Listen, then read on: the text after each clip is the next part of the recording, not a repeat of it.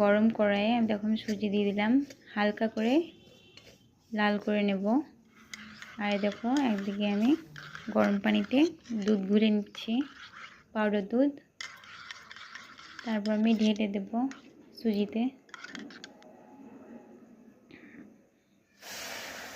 সবটা দিয়ে দেব আর নাড়তে থাকবো যাতে একটা ডো তৈরি হয়ে যায়।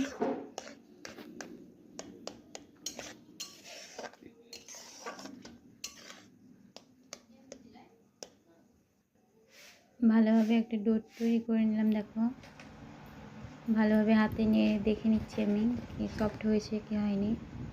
খুব সুন্দর হয়েছিল। তারপর দেখো গোল গোল করে নিলাম আমি। আর একদিকে সাদা, দেখো আস্তে আস্তে লাল হয়ে যাবে।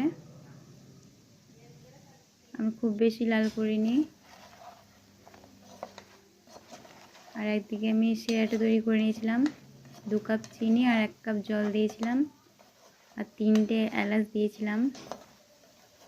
আর দেখো এইদিকে লাল হয়ে গেল। দেখো আমার শিরাটা তৈরি হয়ে গেছিলো। তেল ঝরিয়ে তুলে আমি দিয়ে দেবো,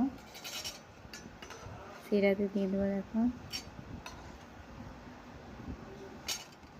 শিরাটা কিন্তু একদম ঠান্ডা, গরম না। এই মিষ্টিটার নাম কি তোমরা কমেন্টে জানাবে। দেখো হয়ে গেল মিষ্টি তৈরি আমার। কেমন লাগলো তোমার অবশ্যই কমেন্টে জানাবে, লাইক কমেন্ট শেয়ার করবে।